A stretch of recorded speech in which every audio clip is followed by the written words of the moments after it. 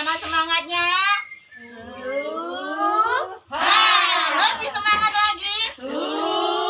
Nah, sekarang kita mau belajar. Belajar apa ya? Coba sebelum kita belajar, tadi sudah bawa bahan-bahan makanan dari rumah.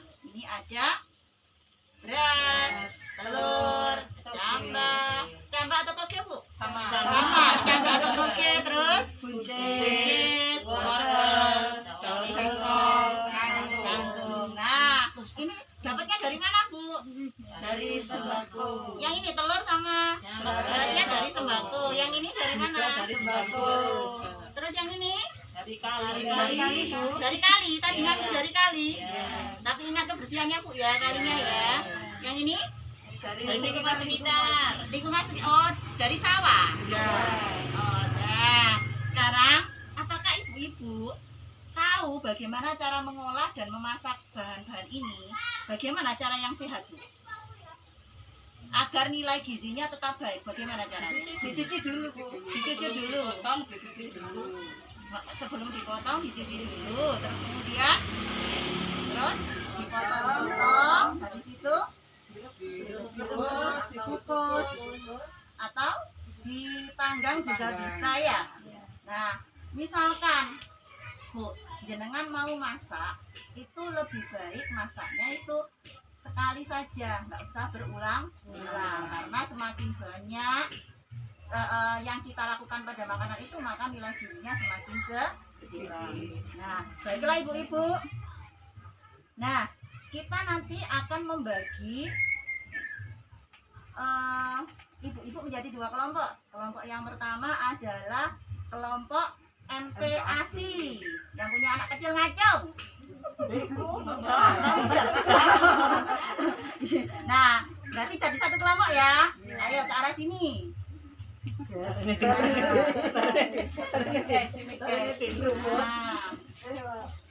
terus yang kedua adalah kelompok yang membuat makanan untuk ibu. Nah, sekarang sudah terbagi menjadi dua kelompok. Kelompok pertama yang membuat nasi, kelompok yang kedua yang membuat makanan untuk ibu. Nah, perhatikan nanti ketika memasak, Bu ya. Yang pertama, cara memasaknya harus benar. Tadi kan sudah disinggung ya. Jadi sebelum dimasak dicuci dulu, tapi mencucinya nggak boleh dipotong-potong dulu, harus dicuci dulu bahan makanannya, baru dikupas atau dipotong-potong. Kemudian cara memasaknya juga harus benar. Diusahakan untuk satu kali pengolahan. Jadi direbus atau dikukus atau dipanggang atau diapakan lagi, Bu, biasanya? Dibakar juga boleh ya. Nah, hindari untuk menggoreng terlalu memakai banyak minyak. Nah, selanjutnya aturan yang kedua, diperhatikan nanti alat-alat untuk memasaknya harus bersih semua ya. Terus yang ketiga, boleh ada bahan penyedap rasa. Apa itu bahan penyedap rasa? Masako, roiko lah, itu dihindari. Bisa nanti kita pakai dari gula atau dari garam ya, sebagai pengganti penyedap rasa. Nah, terakhir yang diperhatikan adalah khusus MPASI harus diperhatikan teksturnya. Tekstur itu kelembakannya, kekerasannya, supaya bisa dimakan oleh bayi sesuai dengan umurnya.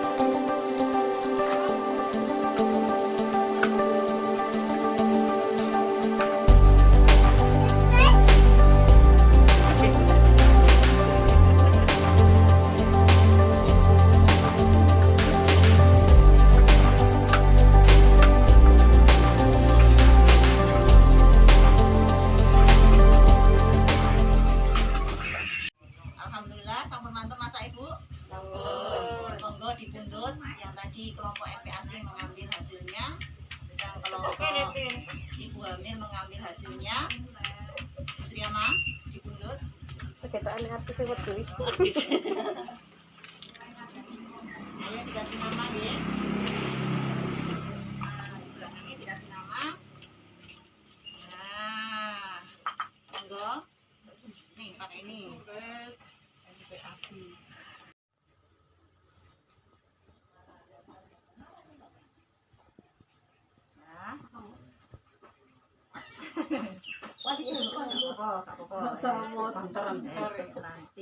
Jadi anggap mawon besar ya Bu nggih. Apa judulnya ini? MPASI bebas stunting. MPASI itu makanan pendamping ASI bebas stunting. Jadi MPASI ini diberikan kepada monggo ditulis Bu, ditulis. MPASI ini diberikan mulai anak umur 6 bulan sampai umur 2 tahun. Jadi sebelum 6 bulan anak tidak boleh dikasih makanan apapun kecuali ASI. Ya. 3. Nah, yang ini makanan hamil bebas stunting. Jadi untuk mencegah stunting dilakukan mulai dari anak masih dalam kandungan. Jadi kenapa kok gini dikasih makanan ini? Karena untuk mencegah stunting di masa depannya. Sekarang mari dicicipi Bu makanannya. Monggo. Tadi kan sudah dimasak. Ya, Ayo dicicipkan. Niki Mbak Diva. Ayo, ada ke kamera nak. Ayo dimakan. Wane semua anak aja melu. Ah, Ini loh, Ibu Asifa. Saya dia itu. Siapa biasa? Ayo. Bismillahirrahmanirrahim. das pun Ibu Eca. Mantap. Monggo yang lainnya dicicipi hasil masaknya. Ini pakai itu, pakai proteinnya. Jadi ini kan gizinya seimbang sudah Bu ya. Ada karbohidrat, ada protein, proteinnya dari telur, ada vitamin mineralnya dari sayurnya, ya. Jadi ini menu gizi seimbang untuk ibu hamil. Ayo makan. Enak tuh gak hasil masakan dewe? Dengan asinnya pas. Adiknya mau makan, coba dilihat sayang. 1, 2, 3. Iya. Alah pinter gak apa-apa. Ayo. Hebat. Kasih jempol ya. Jempol. Sekali lagi. Jempol. Jadi untuk membuat makanan bergizi itu nggak perlu bahan mahal Bu. Jenengan bisa memanfaatkan bantuan sosial yang jenengan terima. Bantuan sosial jenengan kan ada sembako nggih. Sembako yang jenengan dibelanjakan apa biasa ya? Beras, telur, kentang, kacang hijau, bawang merah. Nah itu kan kadang kacang hijau, kadang apa gitu ya. Itu kan sudah membantu jenengan nggih. Kalau masih kurang, dirasa kurang dari sembako ditambahin dari PKH bisa untuk membeli Sayuran. daging atau apa bisa ditambahi uang PKH digunakan untuk gizi. Kan ada jatahnya untuk balita sama ibu hamil. Ya kan? Nah, kalau memang ada di tanaman pekarangan rumahnya, depan rumahnya ada tanaman kangkung atau di sawahnya ada tumbuhan singkong atau sawi di depan rumahnya bisa dimanfaatkan juga. Jadi kalau punya lahan kosong bisa digunakan untuk menanam bahan makanan yang bergizi untuk keluarga. Rencana jenengan kan tadi sudah belajar tentang mengolah bahan makanan ya. Sekarang jenengan tulis di tabel janji ini, nanti ditulis di tabel janji ini. Apa sih rencananya jenengan setelah belajar di sesi ini? Sama mau berbuat apa ke depannya? Janjinya ditulis di sini supaya jenengan ingat terus, ya. Ditulis di sini janji dirinya. Selain janji diri, nanti nulis juga di kertas metaplan. Kertas metaplan ini sama nanti isinya ya. Cuma kertas metaplannya ini nanti dibawa pulang. Janji dirinya nanti diserahkan ke pendamping lagi, nanti diingatkan untuk besok pertemuan selanjutnya. Monggo ditulis dulu. Nggak perlu banyak-banyak, yang penting dilaksanakan nggih janji dirinya. Ibu-ibu nulisnya. Nah, untuk tabel janjinya silakan dikumpulkan ke saya.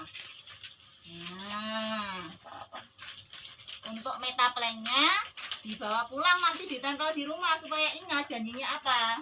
Besok pertemuan lagi saya lihat janjinya sudah dipenuhi apa? Sudah. Nah, saya pengen tahu. Ayo, Mbak Viva, apa janji dirinya? Saya berjanji mulai sekarang akan memasak MTASI dengan bahan yang bergizi tanpa MSG seperti yang dijelaskan tadi dengan cara mengukus dan merebus. Oh, nggih. Bagus sekali, kita kasih jempol. Jempol. Ayo. Bu Kayatin.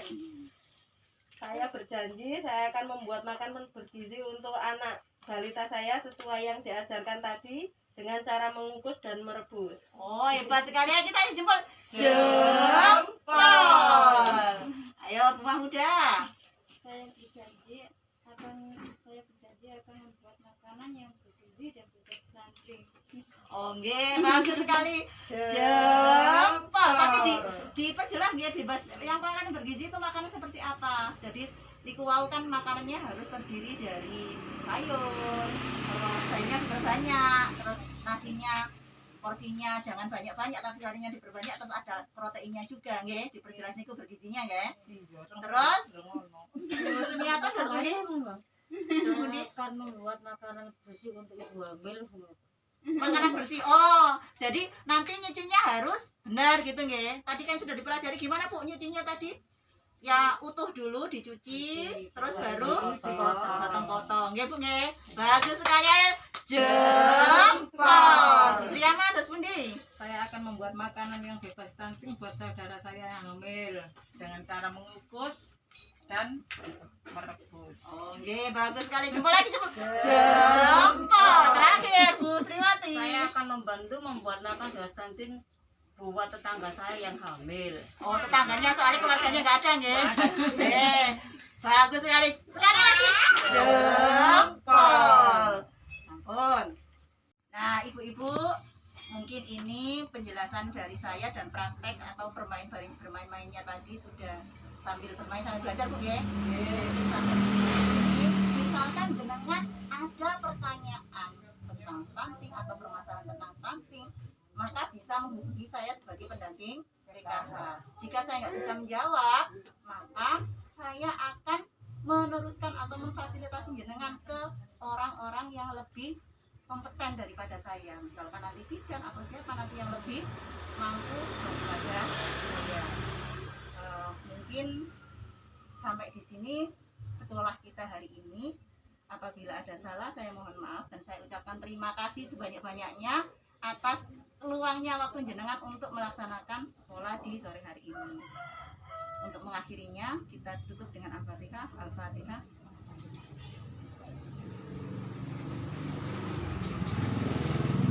Terima kasih. Assalamualaikum warahmatullahi wabarakatuh.